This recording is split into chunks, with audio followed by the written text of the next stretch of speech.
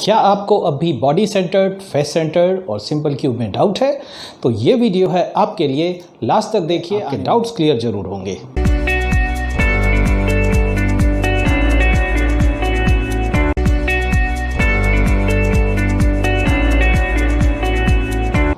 Hello guys, this is Praveen Kumar and you are watching online video lecture presented by Exemplar Classes और आप देख रहे हैं class 12 का video lecture.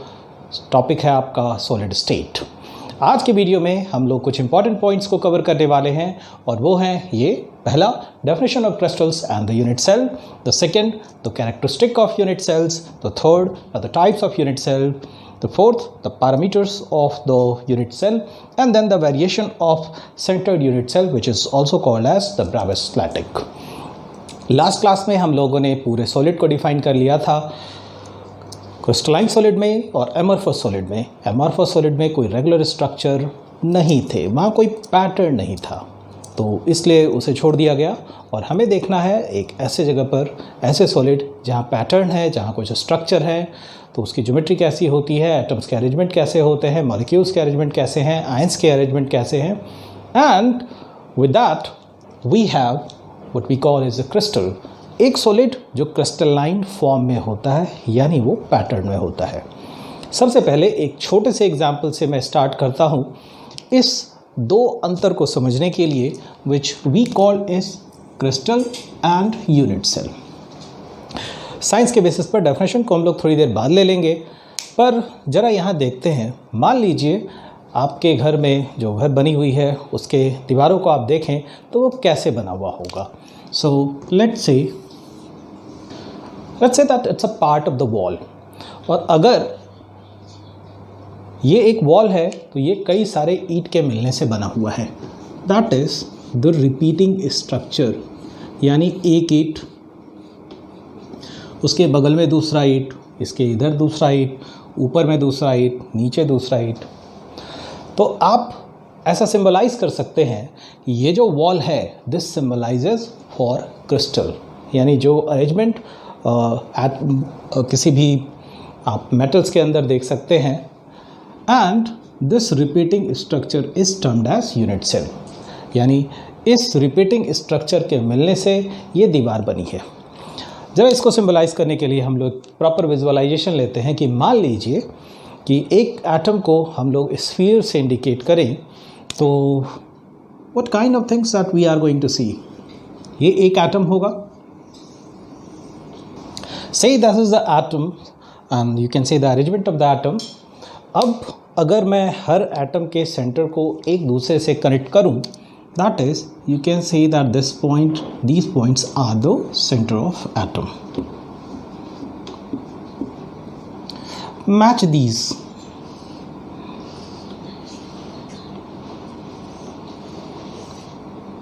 We can able to see some regular patterns. यहाँ पर आप अगर मान लें कि यहाँ एक एटम है और यही इसका रिपीटिंग स्ट्रक्चर है। सो वी कैन से, जैसे वॉल के केस में आपका जो रिपीटिंग स्ट्रक्चर है दैट इज़ कॉल्ड, हमारे क्रिस्टलाइन सॉलिड के केस में हो जाएगा unit cell. So the brick symbolizes for unique cell and this wall it symbolizes for crystal. हम ये कह सकते हैं कि यूनिट सेल के मिलने से क्रिस्टल्स फॉर्म हुए हैं। So unit cell are the repeating unit. ईंट एक के ऊपर एक रखा गया है और आप नीचे देखें तो एटम का अरेंजमेंट आपको लगभग कुछ ऐसा ही होता है।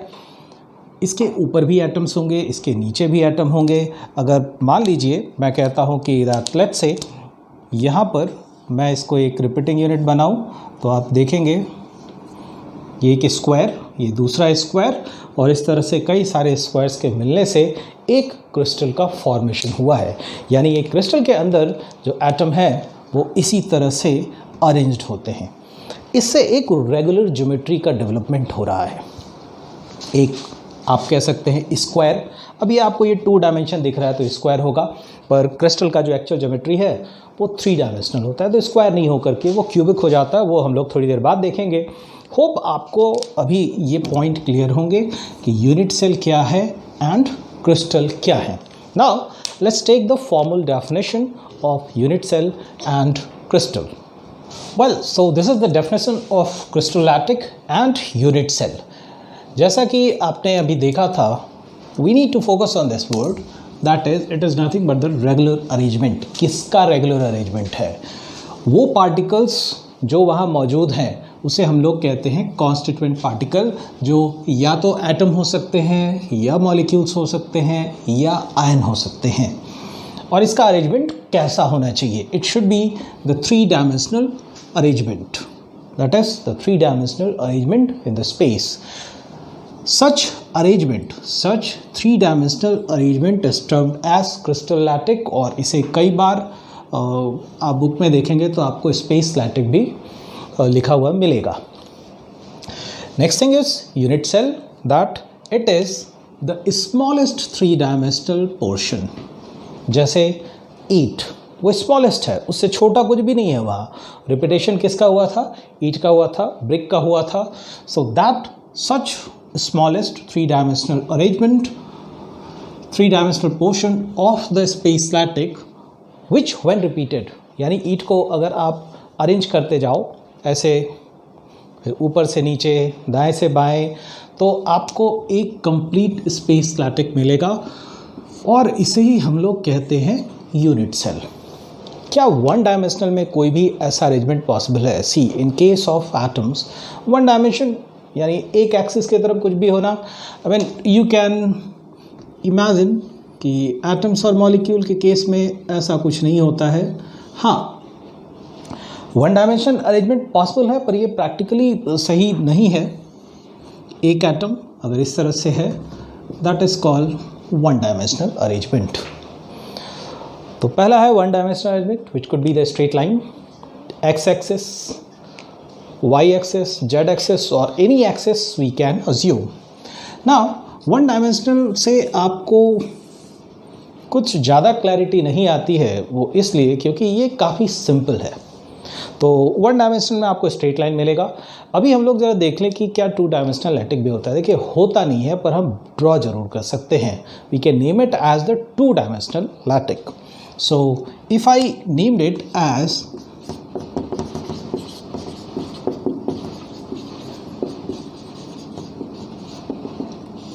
To dimensional lattice, that is arrangement.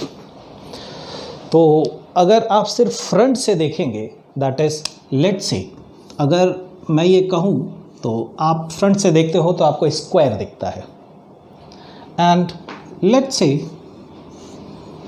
मैंने अगर 3 डायमेंशन में आपको दिखाया तो ये आपको एक क्यूब दिखा। इट इज़ समथिंग लाइक एक रॉबिक क्यूब है, आप बचपन में काफ़ी खेले होंगे। आप अगर ऐसा देखो, this it is basically A cube but the front is a square. मैंने बेंड कर दिया, अब आप देख सकते हो कि ये क्यूब बन गया है। तो इस क्यूब का फ्रंट पोर्शन कैसा है? 2 डायमेंशनल है। Hence we should see such arrangement of the 2 dimensional lattice. Let's see. तो 5 तरह के 2 डायमेंशनल लैटिक पॉसिबल हैं। उसमें से पहला है आपका स्क्वायर लैटिक, और unit cell is going to be square. See this. आप अगर मान लें कि ये एटम्स के अरेंजमेंट दिए हुए हैं, तो आप इस वाले एटम के सेंटर को मिलाइए, ये बना स्क्वायर। तो इस यूनिट सेल का शेप हो गया स्क्वायर, तो उसे नाम रखा गया आपका स्क्वायर लैटिक। और अगर आप सारे डॉट्स को यहाँ पर मिला दें तो आप पाएंगे एक complete lattice formation. So I can say, इसको आपने इधर भी रिपीट किया, इधर भी रिपीट किया, इधर भी किया, इधर भी किया, और आपको एक स्क्वायर लैटिक मिला। So this is termed as square lattice. And unit cell कैसा है? वो इसके शेप के नाम पर है, that is a square unit cell. Same way we may have a possibility of rectangular lattice. तो आप अरेंजमेंट देखोगे तो रेक्टेंगल आप जानते हो कि कैसा होता है, सारे साइड इक्वल नहीं होंगे, ऑपोजिट साइड इक्वल होगा, कुछ ऐसा। और अगर मैं यहाँ पे ड्रॉ करूँ, ये एक रेक्टेंगल बन गया, फिर यही स्ट्रक्चर आप चारों डायरेक्शन में रिपीट कर दीजिए, तो आपका जो लैटिक का फॉर्मेशन होगा that is called as rectangular lattice, and the unit cell is a rectangle, so this is called rectangular lattice, and unit cell is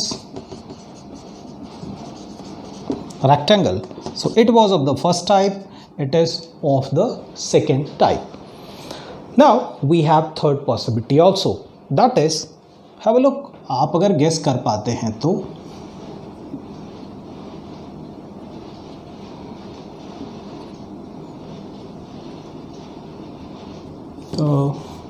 थोड़ा दूर बना दूं और कम ही बना रहा हूं मैं, but what is this? It is a parallelogram. Such lattice is called parallelogram lattice, and the unit cell is a parallelogram. So it is the third type.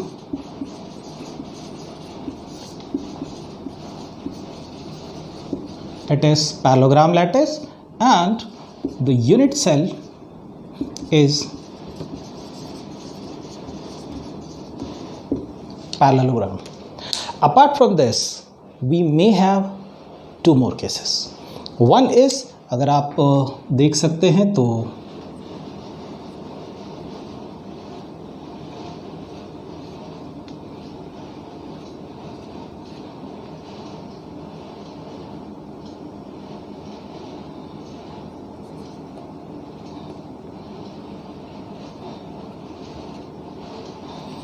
Now see such arrangement, और मैं यहाँ पर कुछ point को मिला दूँ. Let's say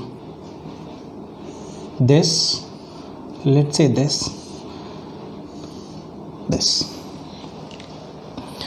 It is also a lattice, पर यहाँ पर और बाकी सारे केस में एक डिफरेंस है, एंड द डिफरेंस इज यहाँ पर आपके जो कॉर्नर हैं जिसे आप वर्टेक्स कह रहे हो वहाँ पे तो एटम है ही है, साथ में यूनिट सेल के अंदर में एक एटम है. Such lattice is called lattice with interior point.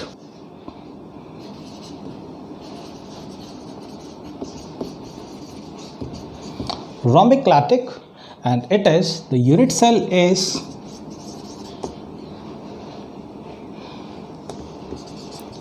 a rectangle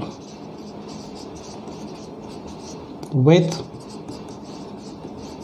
interior point. ये ख़ास है, आप जब 3 डायमेंशनल में जाओगे तो अभी ही हम लोग देखेंगे कि इसमें कुछ और भी रिपीटिंग यूनिट होते हैं. Apart from this, so this is the fourth type, and we have the fifth type of lattice that is called hexagonal lattice. यहाँ अगर हम लोग अरेंजमेंट देखें, that is, let's say that these are the atoms.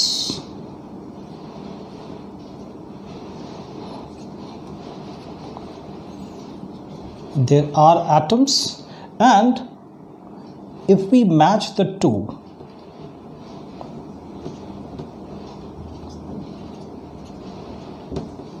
First line को मैं एक बार फिर से रिक्रिएट कर दूं. Match this. सी, अगर ये एंगल 60 डिग्री है, ये एंगल 60 डिग्री है, तो ये एंगल आपका आएगा 120. It is going to be 120. ये एक रोम्बस फॉर्मेशन हुआ है. So such type of lattice is called hexagonal lattice. Remember, यहाँ जो आप स्ट्रक्चर देख रहे हो, this one and this one is different. What is the difference? Here the angle is not 60 degree, but in this case the angle is 60 degree. अगर आपका interior angle 60 degree है तो जो लैटिक फॉर्म होगा that is called hexagonal lattice. Now it's the time to see दो 3 dimensional lattice जो actual structure होता है एटम्स एंड मॉलिक्यूल्स में. Now it's the time to see the 3 dimensional crystal lattice. सबसे पहली बात यह है कि आप लैटिक को समझने के पहले क्या ये एक लैटिक है. आप अगर इसको देखो तो एक रूबिक क्यूब है and we can represent it as the lattice. और जो मिनिमम रिपीटिंग स्ट्रक्चर आप देख रहे हो वो यहाँ पे है, एक स्क्वायर. तो यहाँ एक स्क्वायर है, फिर यहाँ भी है, यहाँ भी है, यहाँ भी है, तो इस तरफ भी है, इस तरफ भी है, इधर भी है, और इसके मिलने से बना हुआ है ये एक lattice. So this is, if this is representing the unit cell, this complete you is called the crystal lattice. इसमें आपको 3 चीज़ें याद रखनी है which is called the characteristic of crystal lattice. First, each point in the lattice is called the lattice point और the lattice site. इसे हम लोग ऐसे समझते हैं, ये मैंने एक क्यूब ड्रॉ कर लिया,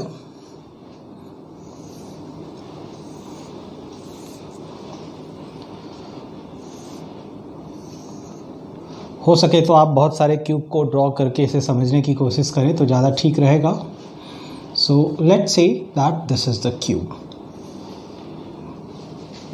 now each point, the point means it is talking about the vertex, यानी इसके हर पॉइंट यानी हर वर्टेक्स का एक नाम है and that is called lattice point और लैटिक साइट.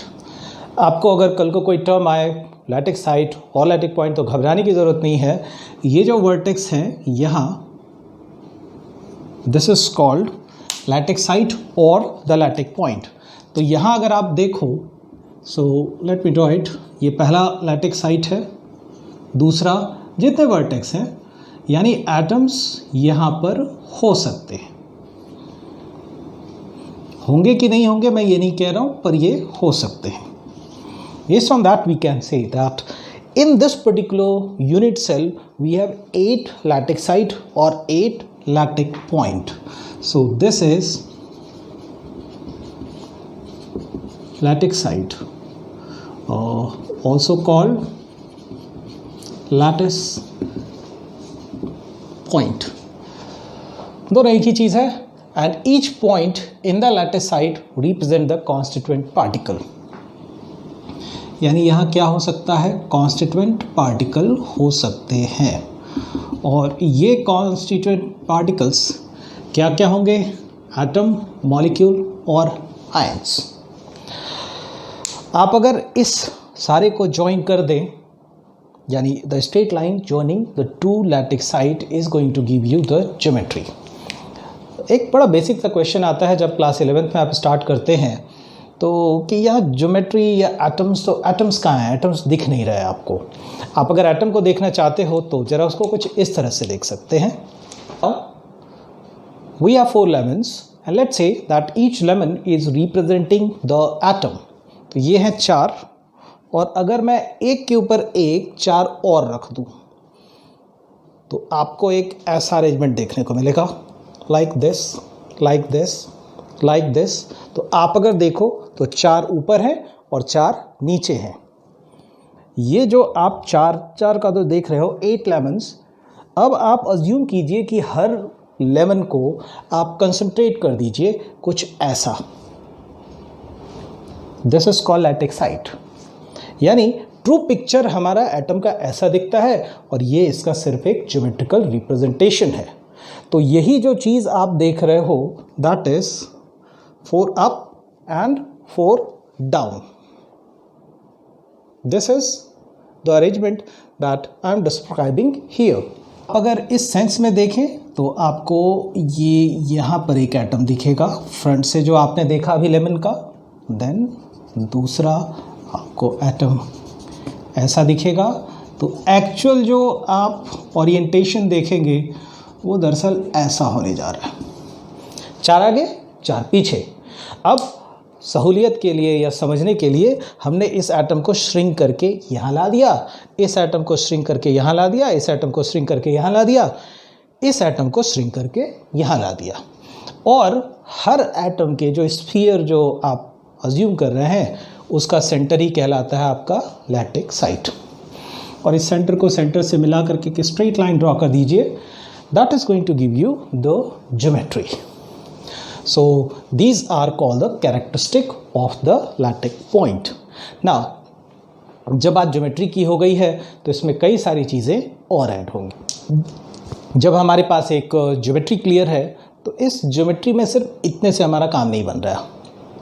काम क्यों नहीं बन रहा है? जैसे आपने 2 डायमेंशन में देखा था, it could be cubic, it could be rectangle, it could be parallelogram. So based on that we have the parameter of unit cell. एक बात याद रखिए, हर लैटिक अपने यूनिट सेल से ही डिफाइन होता है. तो ज़रा मैं इसको समझने के लिए आपको अगर बना दूँ बाय कन्वेंशन, ये मैं एक्सेस ड्रॉ कर रहा हूँ. See this is X axis, let's say it is Y axis, let's say it is Z axis. Now मैं ज़रा इसे ऐसा करूँ,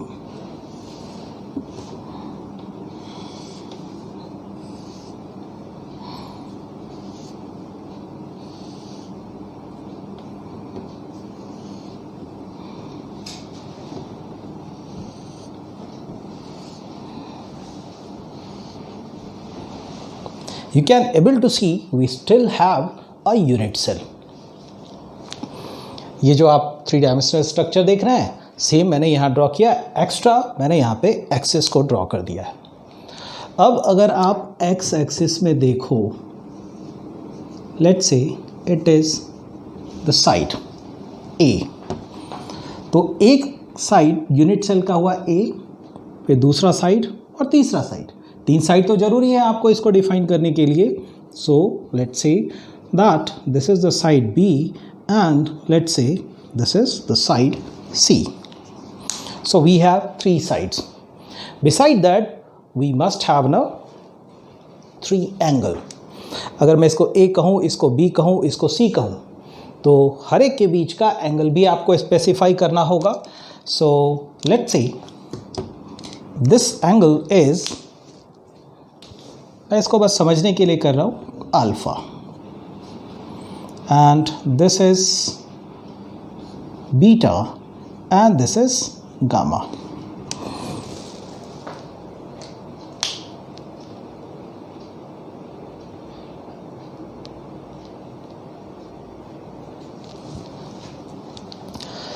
ये आपको क्या रिप्रेजेंट कर रहा है? अभी अगर आप इसको देखें तो ये क्यूबिक लैटिक है, तो इसका ए बी सी तीनों इक्वल होगा, प्लस अल्फ़ा बीटा गामा क्या होंगे, ये भी 90 डिग्री है आपका.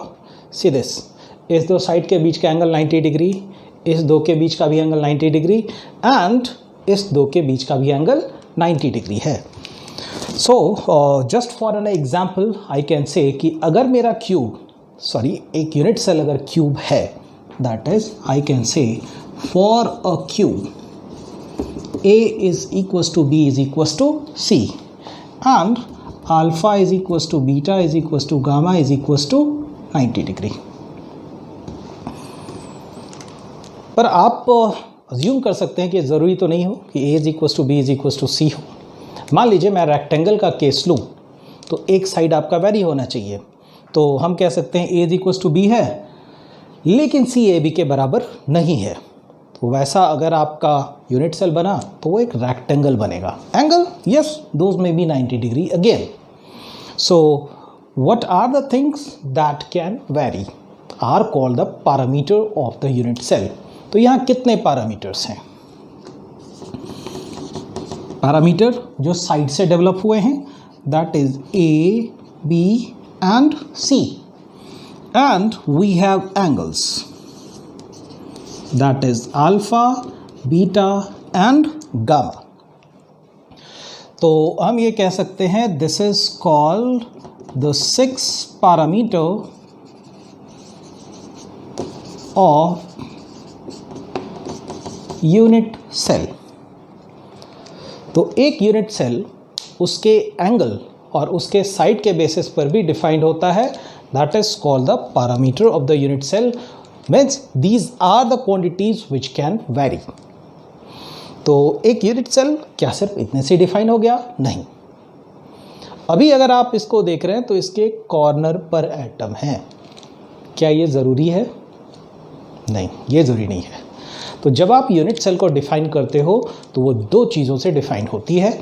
पहली चीज़ वो अपने पैरामीटर से डिफाइन होता है, और दूसरी चीज़ वो जिस कॉन्स्टिट्यूएंट पार्टिकल से बना हुआ है उसके अरेंजमेंट से डिसाइड होता है। So next we are going to see the arrangement of the unit cell based on the number of constituent particle. I strongly suggest इस पॉइंट को याद रखिएगा कि आपका एक लैटिक और उसके यूनिट सेल किन किन चीज़ों को इंडिकेट करते हैं, पैरामीटर्स क्या क्या होते हैं, and these are the representation. ये तो ऐसी चीज़ें आप एक बार समझ गए तो आप समझ गए। नेक्स्ट हम लोग देखेंगे the types of unit cell. अब तक हम लोगों ने क्या माना था? वी अज्यूम कि अगर ये यूनिट सेल है तो सिर्फ इसके कॉर्नर पे ही एटम होंगे, पर एक्सपेरिमेंटल ये ऑब्जर्वेशन के बेसिस पर ये पाया गया कि ये इन्फॉर्मेशन पूरी तरह से सही नहीं है। कुछ ऐसे भी आपको शेप देखने को मिले हैं जहाँ कॉर्नर पर, देखिए कॉर्नर पे तो लगभग सभी के एटम्स थे, बट उसके बियॉन्ड भी एटम्स प्रेजेंट होता है यूनिट सेल में। सो बेस्ड ऑन दैट हमने यूनिट सेल को दो पार्ट में कैटेगराइज किया। पहला पार्ट ऐसे यूनिट सेल जिसके इस 8 कॉर्नर पर एटम है वो कहलाए प्रिमिटिव यूनिट सेल, और we call them as the simple unit cell. और दूसरा, इस कॉर्नर के अलावा भी कहीं पर एटम प्रेजेंट है तो उसे कहा जाता है नॉन प्रिमिटिव यूनिट सेल और the centred unit cell. So the meaning of centred unit cell यानी कॉर्नर पॉइंट के अलावा, वर्टेक्स के अलावा भी कहीं पर आपको एटम प्रेजेंट होंगे। So we can define those. What is primitive unit cell? That is such unit cell where the atoms are present only at the corner. So I can say constituent particle लिख देता हूँ,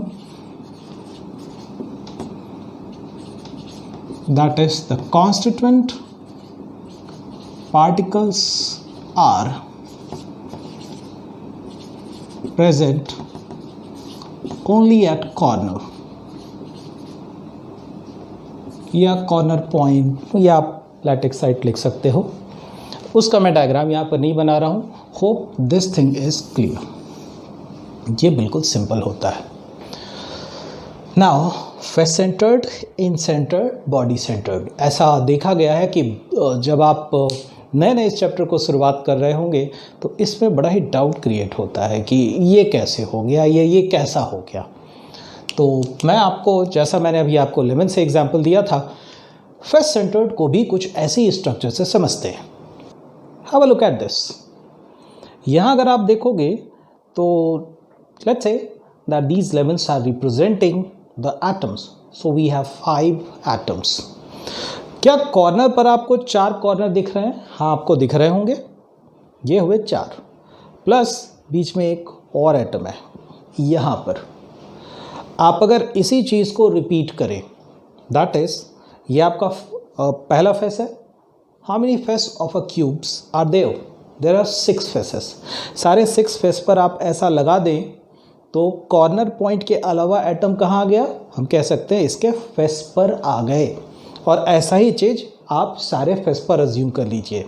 इस तरह का ही structure कहलाता है face centred unit cell. How this is to be defined? That is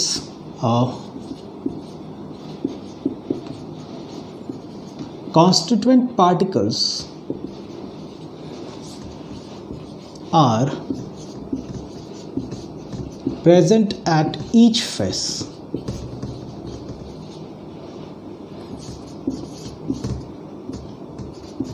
apart from all corners. This is called face centred. आप अगर इस फेस सेंटर्ड के डायग्राम को बनाना चाहें तो लेट से मैं एक छोटा सा डायग्राम बना दे रहा हूँ।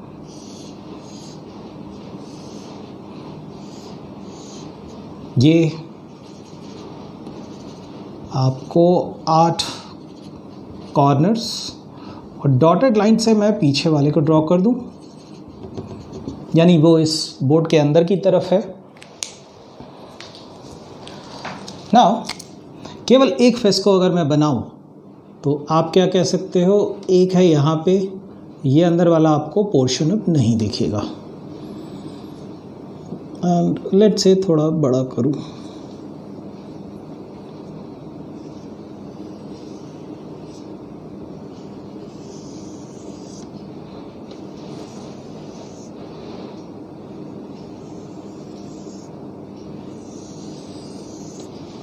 This is called face centred. ऐसा ही आपके पूरे 6 फेस पर रिपीट होगा। So we have 6 faces. So at each face there are single atom present. एक और आपका प्रेजेंट हो गया। This is what we call is face centred. Hope it is clear enough. आप लेमन्स को लेकर के घर में भी ट्राई कर सकते हैं। You can get this structure. It should be too difficult now. What is in centred? तो फेस सेंटर्ड हो गया है इन सेंटर्ड। इन सेंटर्ड का मतलब है कॉर्नर पर तो पार्टिकल्स है ही हैं, उसके अलावा एक ऑपोजिट फेस पर भी एटम का होना। That is I can say that constituent particles are, या मैं also कर दे रहा हूँ, also present at one opposite side each apart from corner. Now let's say ये क्यूब है और इसे मैंने लिया, एक ऊपर और एक नीचे। आप ऐसा अज्यूम कीजिए कि इस नींबू को आप आधा काट दीजिए ताकि ये आधा अंदर की तरफ रहे और ये भी आधा अंदर की तरफ रहे। Such arrangement is called in centred arrangement for the in centred cubic cell. तो अगर मुझे इसे बनाना हो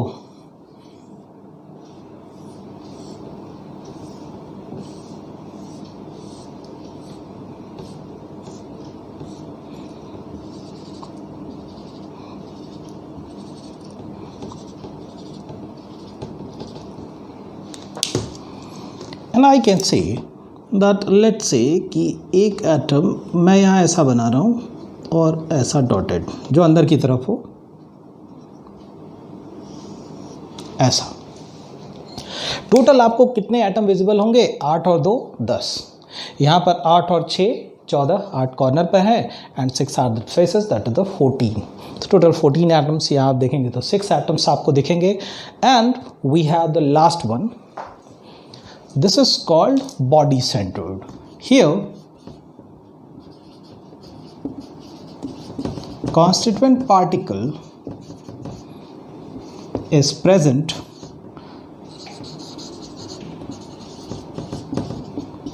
at body diagonal of unit cell, यानी अंदर की तरफ। ये एक थोड़ा कॉम्प्लिकेटेड सिचुएशन हो जाता है। तो ये था आपका इन सेंटर्ड और these dotted lines are inside. और अब अगर आप देखें, 2 डायगोनल को मिलाइए यहाँ से यहाँ तक। तो लेट्स से कि एक एटम हमारा यहाँ पे है और लेट्स से जो दूसरा एटम है वो कुछ इस तरह से हो, थोड़ा बड़ा छोटा बन गया है। तो बीच में एक और एटम होगा। तो ये एटम कहाँ होंगे? अंदर की तरफ होंगे। What we mean by the body centred unit cell. उम्मीद है आपको face centred, in centred and body centred के बीच का डिफरेंस क्लियर हुआ होगा। और ये बहुत बहुत बहुत ज़रूरी चीज़ है इस टॉपिक को समझने के लिए। एंड आई स्ट्रांगली सजेस्ट 2 बार 3 बार आप इसको घर में किसी चीज़ से प्रैक्टिस करके देखिए। अब we are going to see all such possible arrangement, what we call as the Bravais lattice. It's a part of your book. आप अगर देखेंगे तो आपको एक टेबल मिल जाएगा, what we call as the Bravais lattice. जो आपके यूनिट सेल होते हैं वो 7 तरह के यूनिट सेल होते हैं: cubic, tetragonal, orthorhombic, hexagonal, trigonal, orthorhombohedral, monoclinic and triclinic. 1 2 3 4 5 6 7 ये जो 7 तरह के आपके यूनिट सेल हैं, इसके बेसिस पर 14 तरह के अरेंजमेंट पॉसिबल होते हैं। And first let's define what are those and what are those 14 types of arrangement. 14 types of arrangement आप देखोगे तो क्यूबिक 3 तरह के होते हैं, that is of 3 type.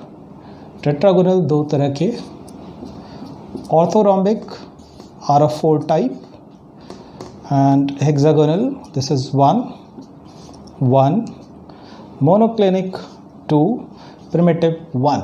So 3 plus 2 5 plus 4 9 10 11 12 13 14. These are those 14 lattice. These all together are called the Bravais lattice. जो भी arrangement आपने देखा है, तो अगर मैं एक डायग्राम को यहाँ पे बना दूँ,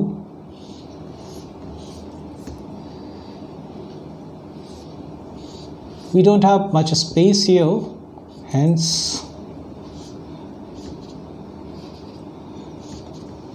ये इसके पैरामीटर पर बेस्ड है। देखिए ये जो पार्ट आप देख रहे हो, it is comprising of the parameters, और यहाँ जो आप देख रहे हो primitive, body centre, face centre, these are the types of unit cell. तो टाइप्स ऑफ यूनिट सेल, ये वाला पूरा पार्ट आपको क्लियर है। इसको let's say if it is a, ये अल्फ़ा कर दे रहा हूँ, इफ़ दिस इज़ बी, इसको बीटा कर दे रहा हूँ, इफ़ दिस इज़ सी, इसको मैं गामा कर दे रहा हूँ। अगर मेरा क्यूबिकल यूनिट सेल है तो A is equals to B is equals to C, that is the edge length will be equal, alpha beta gamma सारे 90 डिग्री पर होंगे। कितने केसेस अराइज होते हैं? 3 cases, primitive, body centred, face centred. ये रहा वो केस। अब एक है कि देखिए हार्ड एंड फास्ट कुछ आपको एंट्रेंस में नहीं पूछे जाते, but still if you want to memorise then do first thing, जैसा कि मैंने किया है। Remember first letter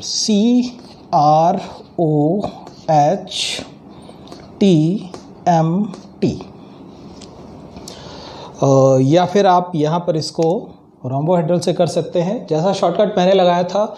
C stand for cubic, tetragonal, orthorhombic, hexagonal, और उसके बाद ट्राइगोनल, और लास्ट 2 मुझे याद रह जाता है, मोनोक्लिनिक एंड ट्राइक्लिनिक। उसके बाद ये जो आप एज लेंथ देखते हो, आप देखो इसको पहले तीनों इक्वल हैं, फिर एक ये अनइक्वल है, फिर तीनों अनइक्वल, और फिर नीचे इसी का रिपीटेशन हो गया आपका। यहाँ अनइक्वल है, ये यहाँ आ गए, और ये वाला आपका यहाँ आ गया। इस वाले में कोई भी बराबर नहीं है। तो आप टेबल इसके बेसिस पे बना सकते हैं, और एंगल ये पहले 3 आपके बिल्कुल एक जैसे होंगे, और यहाँ पर अगर आप देखो तो अल्फ़ा बीटा 90 डिग्री, हेक्सागोनल मैंने आपको पहले भी बताया था 120 डिग्री, तो ये रहा आपका 120 डिग्री। 120 डिग्री एंगल आपको सिर्फ इसी में मिलेगा। Apart from this alpha beta gamma ये 90 डिग्री नहीं है, बराबर तो हैं लेकिन 90 डिग्री नहीं है। यहाँ आप देखोगे तो अल्फ़ा और गामा 90 डिग्री नहीं, बीटा 90 डिग्री नहीं, और यहाँ कोई भी 90 डिग्री नहीं है। एंट्रेंस पॉइंट ऑफ व्यू से आप एक चीज़ याद रखिए, this is called most symmetric and this is most asymmetric. Asymmetric यानी जिसमें कम सिमेट्री हो, यानी आपका लेफ्ट साइड राइट के बराबर ना हो, ऊपर वाला नीचे के बराबर ना हो, इट इज़ सच अरेंजमेंट। तो मैं आपको सजेस्ट करूंगा कि ये जो एंगल का वेरिएशंस है, आप इसे देखने के लिए अपने बुक को रेफर करते हैं। ये हैं आपके 7 तरह के different system of unit cell. तो cubical unit cell, tetragonal, orthorhombic, hexagonal, rhombohedral, monoclinic and triclinic, which you can able to see here. और आपको बस इस चीज़ को याद रखना है, इतना भी हार्ड एंड फास्ट नहीं है, ये बहुत ज़रूरी नहीं है, आप याद रख सकते हैं तो कीजिए, अदरवाइज़ इंट्रेंस में मैंने ऐसे क्वेश्चंस कभी आते हुए नहीं देखे हैं। वेल, तो आज काफ़ी ज़्यादा हो गया है, क्लास यहीं तक, और नेक्स्ट क्लास में हम लोग देखेंगे जो आपका क्लोज सिस्टम होता है उसका packing and the packing efficiency of this kind of lattice. अगर आपको ये वीडियो पसंद आया है तो आप इसे लाइक कीजिए, शेयर कीजिए, सब्सक्राइब कीजिए अगर आपने अब तक नहीं किए हैं तो नेक्स्ट क्लास और भी ज़्यादा ज़रूरी होगा। और तब तक to watching this video, thank you.